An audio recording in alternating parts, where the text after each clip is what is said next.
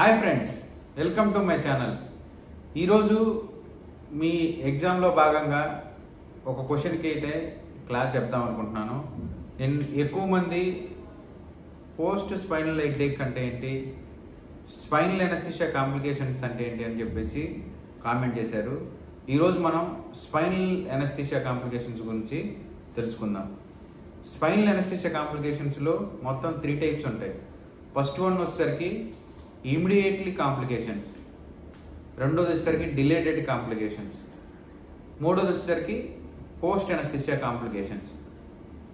ఇక్కడ మనం గమనించినట్లయితే ఇమీడియట్లీగా అంటే మనం పేషెంట్కి స్పైనల్ ఏదైతే ఉందో స్పైనల్ ఇచ్చేస్తామో, ఇచ్చేసిన తర్వాత పేషెంట్ యొక్క లెవెల్ని మనం కంపల్సరిగా చెక్ చేయాలి.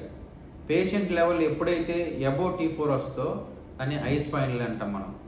దీంట్లో మీరు ఏమని రాస్తారంటే ఎగ్జామ్స్లో there are 3 types of spinal anaesthesia complications. First one వచ్చేసరికి immediately complications, and second one వచ్చేసరికి delayed complications and post anaesthesia complications. ఈ మూడింటిలో వచ్చేసరికి ఇమీడియట్లీ కాంప్లికేషన్స్లో వచ్చేసరికి మొదటిది వచ్చేసరికి high spinal, and second one వచ్చేసరికి హైపోటెన్షన్, అండ్ థర్డ్ వన్ వచ్చేసరికి బ్రాడికార్డియా, అండ్ ఫోర్త్ వన్ వచ్చేసరికి నాజియాస్ ఆఫ్ వామిటింగ్స్. వీటిని గురించి మనం ఒక్కో దాని గురించి వివరిద్దాం. ఐ స్పైనల్ అంటే ఏంటంటే మనకి T4 కంటే అబోవ్ వచ్చే ఎనస్థీషియాని మనం ఐ స్పైనల్గా గుర్తిస్తాం. ఐ స్పైనల్ వచ్చింది అంటే పేషెంట్కి కంపల్సరీగా మిగతా సిమ్టమ్స్ అన్నీ వచ్చేస్తాయి. హైపోటెన్షన్లోకి వెళ్తారు, బ్రాడికార్డియా వస్తుంది, రెస్పిరేషన్ డిప్రెషన్స్ వస్తాయి, నెక్స్ట్ వచ్చేసరికి వామిటింగ్ అవుద్ది. కాబట్టి మనం పేషెంట్కి ఐ స్పైనల్ రాకుండా చూసుకోవాలి.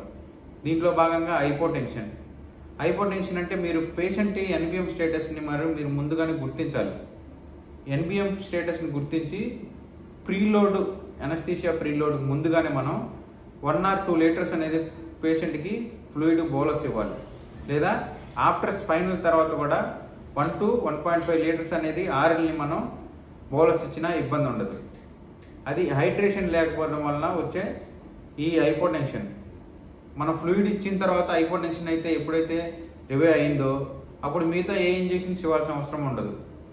మళ్ళీ రివైవ్ అవ్వలేదు ఫ్లూయిడ్ ఇచ్చిన అంటే మాత్రం మనం ఇంజెక్షన్ మెఫెంట్రిన్ అనే ఇంజెక్షన్ని మనం 1 ml 30 mg ఉంటుందండి. దీన్ని 1 ml తీసుకోవడం, దాన్ని 5 mlకి డైల్యూట్ చేస్తే 1:6 ఉంటుంది. మనం ఫస్ట్ 6 mg నుంచి స్టార్ట్ చేసుకుంటూ వెళ్ళాలి. బీపీ పెరిగేదాన్ని బట్టి 1 mg 1 cc అనేది యాడ్ చేసుకుంటూ వెళ్ళాలి. అది మన ఎనస్థీషియా డాక్టర్ ఉంటారు కాబట్టి మనకు చెప్తా ఉంటారు. అండ్ నెక్స్ట్ వన్ వచ్చేసరికి బ్రాడికార్డియా మనం ఇమీడియట్గా చేయాల్సింది ఏంటంటే ఇంజెక్షన్ ఎట్రోపిన్. లేదా స్లో బ్రాడీలో ఉన్నప్పుడు గ్లైకోపారలైట్ కూడా యూజ్ అవుతాయి. కాబట్టి మనం ఎట్రోపిన్లో వచ్చేసరికి 0.6 mg మనకి డ్రగ్ ఉంటుంది. అది ఇమీడియట్గా చాలా ఫాస్ట్గా ఇవ్వాల్సిన ఇంజెక్షన్ వెంటనే ఇస్తేనే, లేకపోతే బ్రాడీలో ఉన్నప్పుడు మనం ఎలెక్ట్ అవ్వకుండా ఇంజెక్షన్ ఇవ్వకుండా ఉంటే మాత్రం కార్డియాక్ అరెస్ట్లోకి వెళ్ళిపోతారు. అండ్ నెక్స్ట్ వన్ వచ్చేసరికి నాజియా వామిటింగ్స్లో మనం ఏమి ఇస్తాం, జోఫర్ ఇంజెక్షన్ ఇస్తాం. జోఫర్ ఇంజెక్షన్ ఇచ్చి ఆండాసెట్రాన్ అంటాం మనం డ్రగ్. జోఫర్ ఇంజెక్షన్ ఇస్తాము పేషెంట్కి, దాన్ని ఎమిసెటిన్ అంటాం. ఇక ఫర్దర్గా అంటే డిలేడ్గా వచ్చే కాంప్లికేషన్స్లో మనం చూసుకున్నట్లయితే పోస్ట్ స్పైనల్ హెడేక్ మ్యాక్సిమం కేసుల్లో వచ్చేదే ఈ కాంప్లికేషన్. దీన్నే headache or post spinal headache అంటాం. ఈ పోస్ట్ స్పైనల్ హెడేక్ ఎందుకు వస్తుంది అంటే సిఎస్ఎఫ్ అనేది లీకేజ్ వల్ల, మనం ఎప్పుడైతే సిఎస్ఎఫ్ అనేది లీకేజ్ అవుతుందో దానివల్ల వచ్చే కాంప్లికేషనే ఈ పోస్ట్ స్పైనల్ హెడేక్ కాంప్లికేషన్స్. మనకి దీనికి ప్రివెంటింగ్ ఏం చేయాలి అంటే స్మాల్ గేజ్ అనేది నీడిల్ని వాడాలి. అంటే సర్జరీ అయిపోయిన తర్వాత హెడ్ అప్ లో ఉండకుండా, పిల్లో పెట్టకుండా, బెడ్షీట్లు పెట్టకుండానే చూసుకుంటూ ఉండాలి. ఫ్లాట్గా ఉండేటట్లు చూడాలి. ఇంకా ఫర్దర్గా వచ్చేసరికి మనకి కాంప్లికేషన్స్, దీంట్లో మనకి ఎనస్థీషియా నుంచి 2 to 3 days తర్వాత వచ్చే కాంప్లికేషన్స్లో మొదటిది వచ్చేసరికి మనకి